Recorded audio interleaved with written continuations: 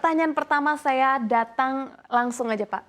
211,59 juta dolar Amerika Serikat sepanjang tahun 2022.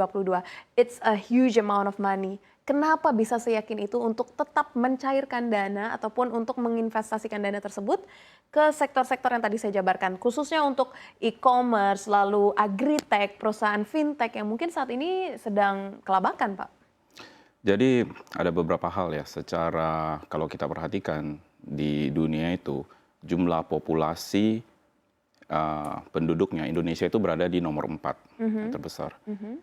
Dan populasi yang besar itu membuat market Indonesia itu besar sekali. Dan digitalisasi itu sesuatu yang sangat diperlukan dan kita nggak bisa keluar dari sana. East Ventures itu memiliki misi untuk memberikan kesempatan kepada entrepreneur muda untuk merealisasikan mimpinya mereka.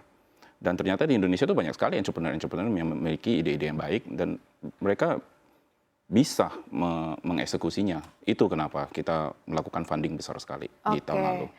Kalau misalkan dibandingkan dengan 2020 dengan 2021, growth-nya berkembang di 2022 ini atau memang 2020 dan 2021 lebih banyak?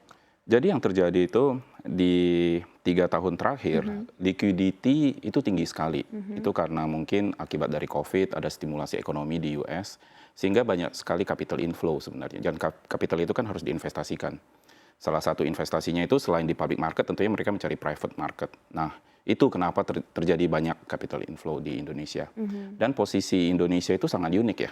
Kalau kita lihat di Southeast Asia, di Asia Tenggara, banyak investor itu merasa kadang-kadang Asia Tenggara itu satu komunitas yang besar sekali, 600 juta penduduknya. Tapi itu nggak sepenuhnya benar.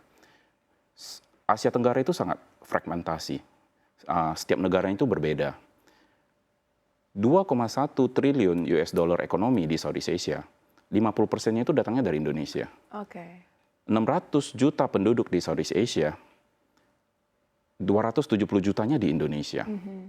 Jadi kalau investor dari luar itu ingin menguasai Southeast Asia, mereka harus invest ke Indonesia, itu jelas. Kalau mereka miss Indonesia, mereka harus invest kemana? Negara yang penduduknya 200 juta, di atas 200 juta itu nggak banyak. Jadi kalau mereka nggak invest ke Indonesia, either mereka invest ke Nigeria, atau mereka harus ke Pakistan. Nah, lebih menarik mana? Ke Bali atau ke tempat yang lain? Dari sana, kenapa Indonesia itu punya daya tarik sendiri? Potensi market yang besar. Potensi market. Dan satu hal mungkin yang saya bisa tambahkan, yang kita nggak sadar, investasi digital itu sebenarnya nggak gampang. Dan kita harus invest ke homogeneous market.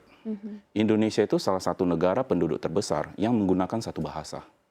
Sehingga produk yang dikerjakan cukup sekali itu bisa ke seluruh daerah. Iya, itu penting sekali sebenarnya. Apa yang sulit ya Pak tadi investasi di digital itu menurut Bapak? Oh, seperti bisnis seperti biasanya. Semua bisnis itu memang sulit. Pada dasarnya itu memang sulit. Dan digital itu lebih susah lagi karena sangat kompetitif, sangat dynamic. Dan sebenarnya entry barrier untuk masuk ke digital itu rendah sekali. Setiap orang itu bisa. Kalau balik ke pertanyaan saya tadi Pak, jika dibandingkan dengan 2020 dengan 2021, growth-nya bertumbuh di 2022 atau 2020 dan 2021? Growth itu ada, kalau dilihat dari growth itu ada beberapa perspektif. Kalau dilihat dari sisi funding, tentunya angkanya naik terus. Dan karena kita berada di cycle ekonomi tertentu, itu akan terkoreksi. Kalau kita lihat fundamental yang lain, jumlah penduduk yang menggunakan digitalisasi itu naiknya besar sekali. Adopsi digital karena COVID mempercepat adopsi digital itu tumbuhnya cepat sekali. Jadi secara fundamental itu tumbuhnya cepat sekali. Apa Bapak sepakat jika kita bisa katakan 2022 ini sebagai tech winter yang terjadi di Indonesia, Pak? Istilah tech winter itu sebenarnya istilah bahwa funding itu jadi berkurang, ya. Jadi benar terjadi koreksi dari sisi funding dan itu ada 2 faktor sebenarnya. Satu itu faktor internal, satu lagi itu faktor eksternal.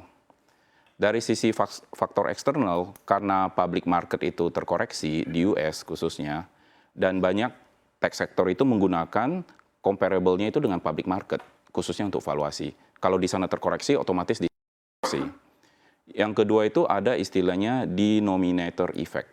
Denominator effect itu investor itu pada saat melakukan funding, mereka melakukan funding ke public market dan ke private market. Biasanya porsi ke private market itu lebih kecil. Nah, gara-gara terjadi koreksi di pasar saham dan penurunan valuasi market cap di saham public market, itu tiba-tiba private market funding mereka porsinya jauh lebih tinggi. Akibatnya apa? Mereka udah tahan dulu nih investasi ke private marketnya. Nah, ini yang dimaksud dengan denominator effect. Otomatis capital outflow-nya itu inflow-nya itu tertahan. Jadi seperti itu sebenarnya kejadiannya.